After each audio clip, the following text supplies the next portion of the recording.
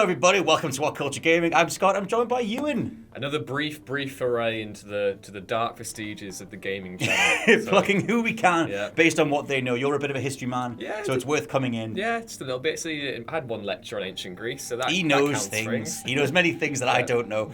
So the big talking point is that the next Assassin's Creed has leaked. Now, we kind of knew this from the Walmart leak from, I think, about a few weeks ago that we already covered. But all that said was a new game was coming. We didn't know what it was going to be, whether it was going to be a soft reboot or a sequel or whatever. Turns out it's Assassin's Creed Odyssey, and it's set in ancient Greece.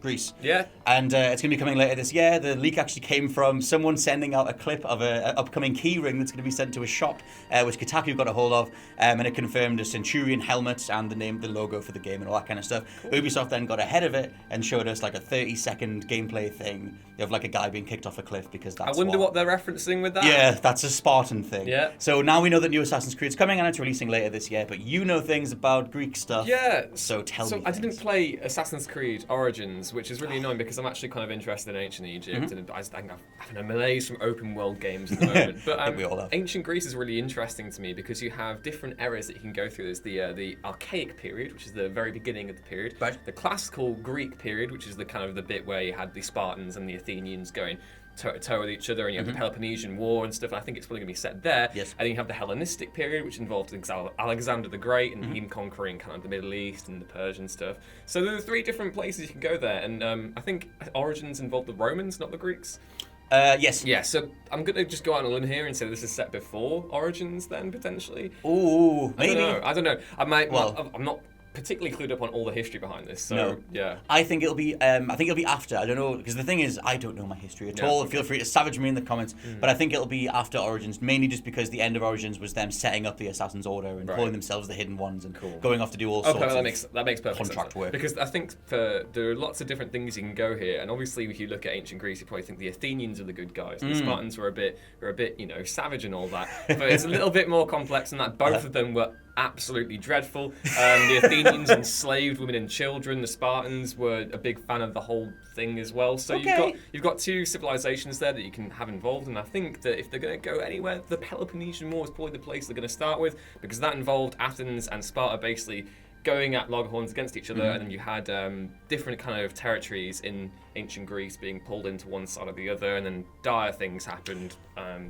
It's good. I also think that if you look at the later packs for the Origins DLC, they ended up going like full-on mythical, crazy gods and demons, like Anubis and all that kind of stuff. So I think if they end up pulling from like ancient Greek gods, then we've got like Zeus and all the old God of War stuff to bring in. Ares and Calliope, who's I just go to because God of War. But if they end up bringing them in, it means that they can sort of do a similar route that they did with Origins. It was the most well-received Assassin's Creed game in a long time. I'm pretty excited. I think ancient Greek history I think it's a good pick. Yeah, the only other thing that's worth talking about is that Kotaku further went on to elaborate on their sources, saying that they actually do know more about the game, and they said that gameplay-wise, there'll be multiple dialogue options. There's going to be more of a focus on picking your way through different conversations. Assumedly, that's because The Witcher was heavily inspired Assassin's Creed Origins, and if they're going to continue going down the RPG route, then you're going to pick your way through conversations. And the other thing was that you get to pick a male or female character from the beginning. Great. Which is cool. I mean, in Origins, you could play as Aya, which is my ex-wife, and we've had other past Assassin's Creed games. Evie and Jacob. Evie and Jacob. Aveline. De Pierre. From Assassin's Creed. So it's like there have been female characters in the past, but obviously they've never really given the whole AAA spotlight as much as just starting a game with one in this level of production. That's really cool. I'm excited. I'm looking forward to see how they handle all the intricacies of Greek politics. Because that's kill some Spartans. Yeah. And everybody else. Yeah. Assumedly, the only thing that they've shown in the teaser is a guy getting booted off a cliff. So if that's any indication that the likes of the gladiatorial combat from Origins is going to come back, then again they're going to have to carry that forward, because a lot of focus was put on third-person combat. This is a really odd tangent, but did you ever play Dying Light? Yes. You know how you could drop kick people in this? Yes. I hope they really put an emphasis on punting lads into dark holes. I would take Assassin's Creed punting lads the game. That would be pretty good. There you go. But you guys, so what do you think down in the comments? Are you psyched to go to Greece? And what do you think they're going to do based on all these different settings and things they can pull from there? I've been Scott from WhatCulture.com. I've been Ewan from WhatCulture.com. Then we'll catch you guys soon. Bye. Goodbye.